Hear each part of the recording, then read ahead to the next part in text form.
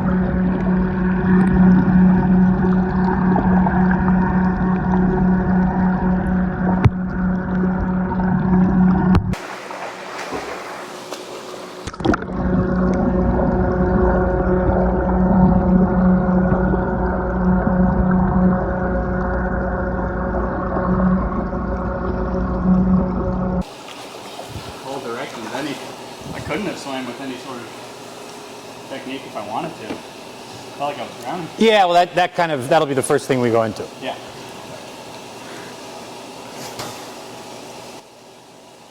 So you can see rotation looks pretty good. Head's probably a little bit low.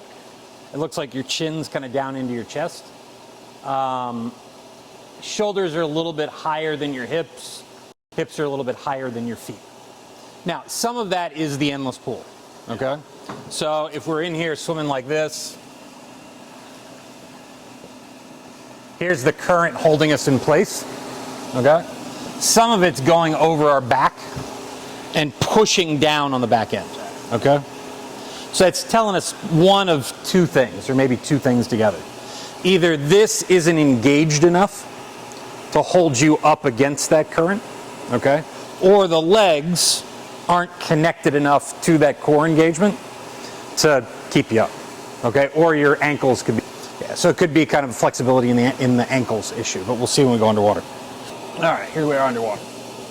So there you can kind of see that angle on the water that you're at. Diagonal. Yeah, and you know, when we're doing this, when we're starting out, some of the fundamentals that we're trying to get to are this. Okay, so what we're trying to do is get as long and flat on the water as we can. Because the longer you get, the more distance you're going to be able to get per stroke. DPS, distance per stroke in swimming, it's kind of that benchmark of efficiency. Okay, so the second thing we get, so we're looking more,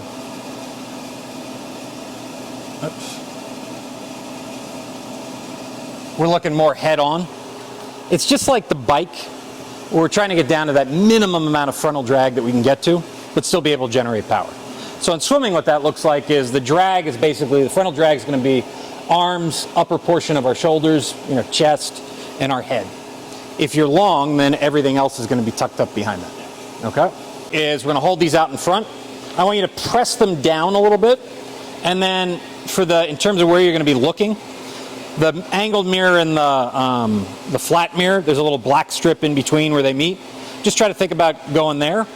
And then what we want to do next is you're going to bring that belly button up into your spine. Try to lengthen out and just have a very gentle, easy kick. and try to get long on the water. So the more you can lengthen out, the better.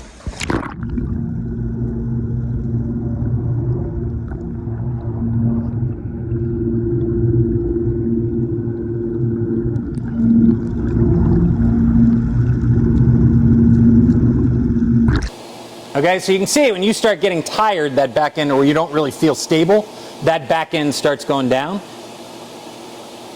Try to pick the chin up just a little bit. You're still kind of bearing it. And then maybe bring the hands up just slightly. Okay? But the best cue you can get for getting that core to engage, so it's going to be, you're trying to lengthen out the distance from your belly button to your sternum. Or for you, it might feel more similar, would be run tall. I'm trying to like suck in, or what do you mean?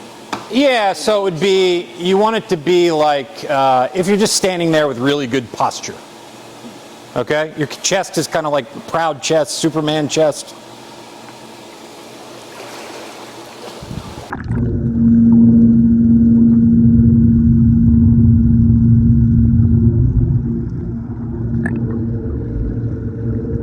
Great. That's okay. Here, let's take a look again. So like right now, what we're doing is just working on the absolute basic fundamentals, okay? And so what we're seeing is you're struggling with it a little bit. That's where we got to focus. So you can see right here when we start out, you still get the chin up just a little bit. You can see it looks pretty close to the surface. Yeah. Now the one thing is you're kicking a little bit too much from your knee. So what you want to think about is pretty straight legs, but the knee's kind of soft, okay? And you're kicking from your hip. Make sense? Yeah, am I going again? Or? Yeah. I can't even focus on the things you said, because I'm like, Yeah. I feel like I just can't sit straight. But Well, look, that looks better. All right, one more time.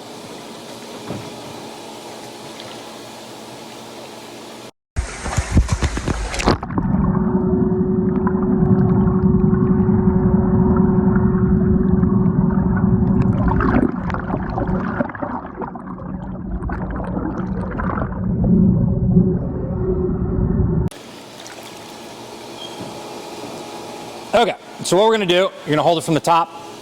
You're going to try to really stretch out. You're going to keep the water line right about here, which is going to be hard to do.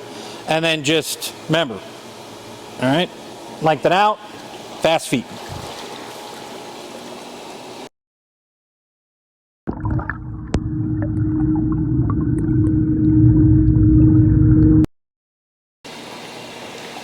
Okay, so this is kind of a balance, basically getting the core to engage issue. What's that?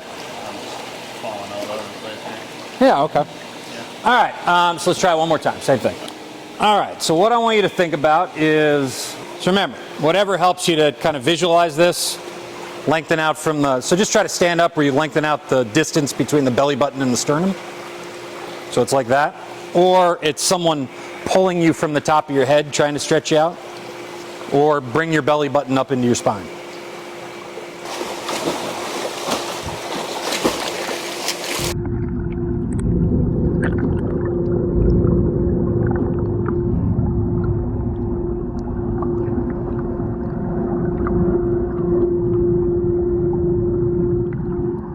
No, it's not really that. I mean, because you're going to get a little bit of a, when you do this, okay, you stand up straight, you have good posture, you're almost going to be pressing from your chest a little bit. This is going to be as if you're lengthening out, because we're trying to get that transverse abdominis over here to really engage. And that's what's going to give us the stability that we need in the water, to connect everything together. So here's what you look like. So you can see it's up a little bit, your head's not as low, you know, your feet are coming out of the water, so you're a little bit flatter on the water. Than it was before, yeah. Yeah, okay? Yeah. And what the brick does is just forcing you to get that engagement. That first thing that we did was trying to find kind of where that point of balance was, okay? And just giving you a feel for it and kind of getting your body to overreact, your brain and body to kind of overreact, and then you'll start coming up. Yeah. Yeah. Any questions? No. I mean, everything you said makes sense. Yeah, it's tough to implement though. Yeah, I'm struggling to like really, like I don't really know what I was doing different there felt like I was trying to just direct my attention over here, Yeah. I guess, but I didn't really know that I didn't feel like I was doing anything different. It still felt a little bit chaotic, just trying to like, swim in the endless pool a little bit. But Yeah, and so the more you do it where you focus on that engagement and stability, okay, where you just live with it and practice all day long, then you'll start, because look, you're in this very dynamic, unstable environment in the water, okay? But when you've done it enough, you just start basically, it's all on autopilot, your body and brain automatically adjust to any changes and with still kind of that optimum efficient stroke, okay? That's the big thing. It's constantly dynamic, always changing. You've got to respond to it almost on a subconscious level, okay? And that's just time in the water. With that, with the intention. yeah, that you're present with each stroke. Not just like, hey, I did 4,500 and got a green check in Training Peaks. Well, I've done that enough times and Yeah, it hasn't worked. yeah. So that's the big thing. I mean, that's, if you look at what we've been doing for the last 65 years with endurance sports, which is, hey, how do I get my VO2 max higher? Okay? There's always this correlation, people that are winning typically have a high VO2 max. But in reality, what's going on is the higher VO2 max is just a buffer to neuroplasticity. So being able to learn a skill. Yeah, we're going to talk about it all today, but yeah.